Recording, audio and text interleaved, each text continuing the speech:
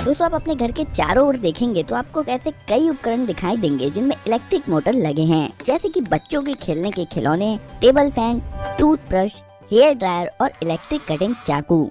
आप इसे चालू करते हैं और किसी तरह ये काम करने लगता है, पर ऐसा कैसे? इस वीडियो में हम इलेक्ट्रिसिटी और मैग्नेट यानी कि चुंबक की बेसिक बातें कवर करेंगे और फिर मोटर कैसे काम करता है यह समझने के लिए इन सभी को एक साथ रखेंगे। आइए सर्किट से शुरू करते हैं। हमारे पास एक बैटरी है, कुछ वायर है और एक ऐसा उपकरण है जो बिजली का उपयोग कर सकता है, जैसे कि एक लाइट बल्ब। इलेक्ट्रिसिटी सर्किट में फ्लो होती रहती है, लेकिन जैसे ही तार टूट जाता है इलेक्ट्रिसिटी बहना बंद हो जाती है और लाइट बल्ब बुझ जाता है। क्योंकि अगर हम चाहते हैं कि सर्किट काम करे तो बस आप इतना याद रखिए कि सर्किट का रास्ता पूरा होना जरूरी है और जरूरत पड़ने पर सर्किट के रास्ते को तोड़ने या जोड़ने के लिए हम स्विच का इस्तेमाल करते हैं।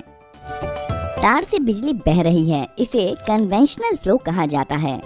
अगर हम बैटरी को बाहर निकालते हैं और उसे पलट देते हैं तो करंट दूसरी तरफ से बहने लगेगा। हालांकि लाइट बल्ब अभी भी काम करेगा, लेकिन कुछ डिवाइस ऐसे भी हैं जो करंट के प्रवाह के आधार पर अलग तरह से काम करेंगे। ये थे सर्किट के कुछ बेसिक प्रिंसिपल। अब हम आते हैं मैग्नेट पर। इसमें एक नॉर्थ पोल और एक साउथ पोल है और यह मैग्नेटिक मेटल्स को खींचता है, जैसे कि ये पेपर क्लिप। यदि आप दूसरे मैग्नेट को इसकी तरफ लाएंगे तो विपरीत पोल अट्रैक्ट होंगे और सेम पोल रिपेल होंगे। जरूरी नहीं कि मैग्नेट इसी शेप का हो। उदाहरण के लिए कुछ मैग्नेट ज्यादा फ्लैट हो सकते हैं, जैसे कि ये मैग्नेट। इन मैग्नेट्स को परमानेंट मैग्नेट्स कहा जाता है, क्योंकि यह मैग्नेट्स हमेशा काम करते हैं। आप इन्हें बंद या चालू नहीं कर सकते। यह कई छोटे छोटे मैग्नेटिक डोमेन से बना होता है जो एक ही दिशा में रहते हैं। लेकिन आगे हम ऐसा मैग्नेट भी देखेंगे जिसमें हमेशा ऐसा नहीं होता है। अब हम एक परमानेंट मैग्नेट लेंगे और बीच में एक छेद करेंगे और इसे एक ऐसे रॉड पर रखेंगे जहां पर यह आसानी से घूम सके। इसके साइड में एक दूसरा मैग्नेट लाने पर हम देखेंगे कि रॉड पर रखा मैग्नेट तुरंत घूमना शुरू कर देगा, जब तक कि दोनों मैग्नेट्स के विपरीत पोल आमने सामने नहीं आ जाते हैं। अब अगर साइड वाले मैग्नेट को उलट दें तो सेम पोल आमने सामने आ जाएंगे और एक दूसरे को रिपेल करेंगे और विपरीत पोल एक दूसरे को अट्रैक्ट करेंगे। अब अगर हम साइड मैग्नेट को बार बार उल्टा करते रहेंगे तो हमारा घूमने वाला मैग्नेट घूमता रहेगा। अभी के लिए बस ये घूमने वाला कॉन्सेप्ट याद रखिए, हम इस पर जल्द ही वापस आएंगे। यहाँ पर एक मेटेलिक बोल्ट है जो मैग्नेट नहीं है। असल में ये मैग्नेटिक डोमेन से तो बना है, लेकिन इसके मैग्नेटिक डोमेन विभिन्न दिशाओं में है। चलिए अब इस बोल्ट पर तार को कई बार लपेटते हैं और एक सर्किट बनाते हैं। तारों के माध्यम से बहने वाला करंट मैग्नेटिक डोमेन्स को लाइन अप कर देता है। इसका मतलब है कि हमने अभी अभी एक मैग्नेट, या ज्यादा स्पष्ट तरीके से कहें तो एक इलेक्ट्रोमैग्नेट बनाया है। यह वैसे ही काम करता है जैसे कि एक परमानेंट मैग्नेट। यह लोहे के टुकड़े को उठा सकता है और इसमें एक नॉर्थ और एक साउथ पोल होता है जो दूसरे मैग्नेट को अट्रैक्ट या रिपेल करेगा। लेकिन इलेक्ट्रोमैग्नेट इस मायने में खास है कि इसे लाइट बल्ब की तरह चालू या बंद किया जा सकता है, जबकि परमानेंट मैग्नेट के साथ ऐसा नहीं किया जा सकता है। अब अगर हम बैटरी को पलट दें तो इलेक्ट्रिक करंट जो पहले इस तरफ से बह रहा था वो दूसरी तरफ से बहने लगेगा। इससे मैग्नेट के पोल्स बदल जाएंगे, नॉर्थ साउथ हो जाएगा और साउथ नॉर्थ हो जाएगा। इसे इलेक्ट्रोमैग्नेट की पोलैरिटी का बदलना कहते हैं।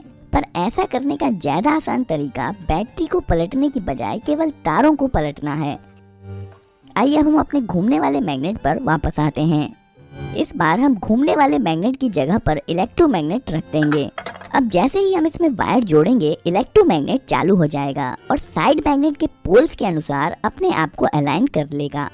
पर ये जो इलेक्ट्रोमैग्नेट के साथ वायर जुड़े हैं ये इसे फ्रीली नहीं घूमने देंगे। पर यहाँ पर जो ध्यान देने वाली बात है वो है इलेक्ट्रोमैग्नेट के घूमने का कॉन्सेप्ट। अब अगर हम तारों को आपस में बदल दें तो इलेक्ट्रोमैग्नेट के पोल्स बदल जाएंगे।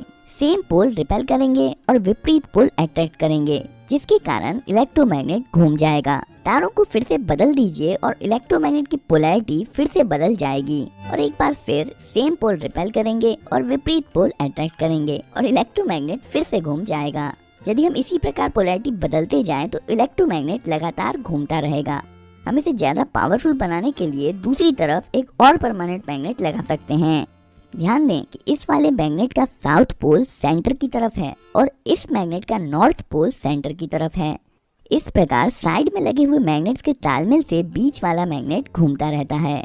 यहाँ पर जो हमने देखा वह इलेक्ट्रिक मोटर का बहुत ही साधारण रूप है। इसे उपयोगी बनाने के लिए हमें इसमें कुछ सुधार करने होंगे।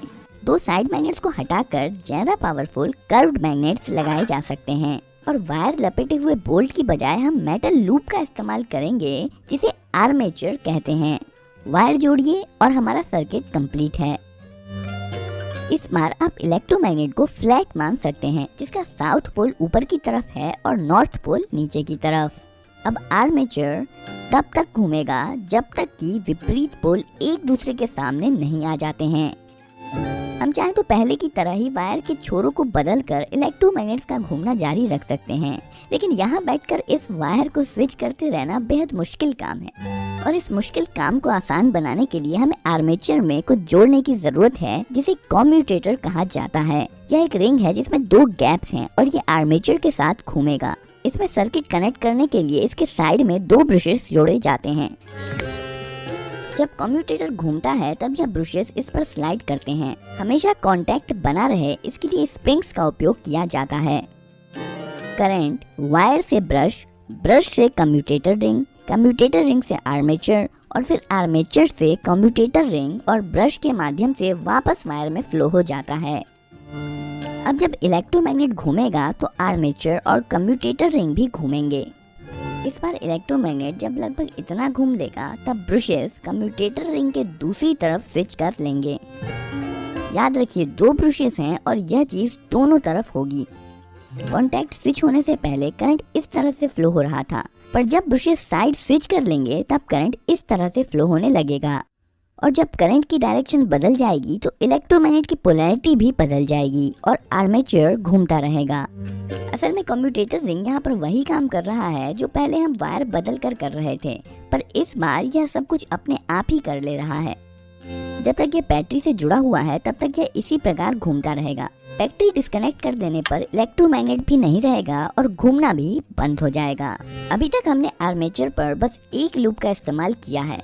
इसमें मोटर की स्पीड इरेगुलर होती है और इसके अलावा जब ब्रशेस कम्यूटेटर रिंग के टुकड़ों के बीचों बीच होगा तब इस स्थिति में मोटर रुक भी सकता है। इस मुसीबत से बचने के लिए यहाँ पर हम कम्यूटेटर रिंग को और दो भागों में बांटकर और एक लूप जोड़ सकते हैं।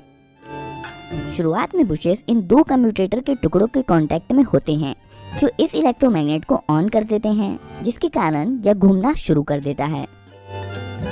पर जब कम्यूटेटर रिंग घूमकर इस पोजीशन पर आती है तो ब्रशेस का कांटेक्ट कम्यूटेटर टुकड़े के अगले जोड़े के साथ हो जाता है, जिसका मतलब है पिछला वाला लूप ऑफ हो जाता है और अगला लूप ऑन हो जाता है और अब अगला इलेक्ट्रोमैग्नेट घूमता है। ब्रशेस फिर से कांटेक्ट बदलते हैं और अगला लूप ऑन हो जाता है। मोटर के घूमने के दौरान यह लगातार होता रहता है और लूप्स एक के बाद एक इलेक्ट्रोमैग्नेट बनते रहते हैं और मोटर को घुमाते रहते हैं।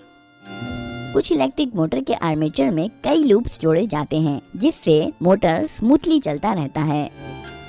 आर्मेचर के घूमने से जो घूमने वाला बल पैदा होता है उसे टॉर्क कहते हैं। ज्यादा टॉर्क का मतलब है मोटर की ज्यादा स्पीड। मोटर का टॉर्क बढ़ाने के लिए हम कुछ चीजें कर सकते हैं, जैसे ज्यादा वायर होने से इलेक्ट्रोमैग्नेट ज्यादा पावरफुल होता है। उदाहरण के लिए अगर बोल्ट पर ज्यादा वायर लपेटा जाए तो पावरफुल इलेक्ट्रोमैग्नेट बनेगा।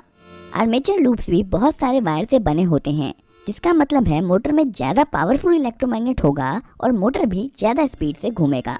यही कारण है कि अगर आप किसी असली मोटर को खोलकर देखेंगे तो पाएंगे कि उसमें बहुत सारा वायर लपेटा हुआ होता है।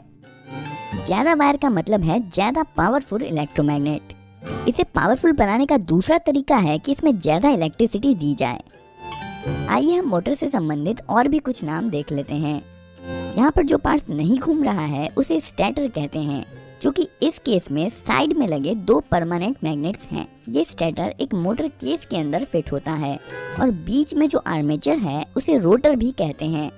यही वो पार्ट है जो घूमता है। मोटर के बीचों बीच एक शाफ्ट लगा होता है जो मोटर के पीछे से बाहर आता है। इस वीडियो में आपने जो मोटर देखा है वह एक डीसी मोटर है।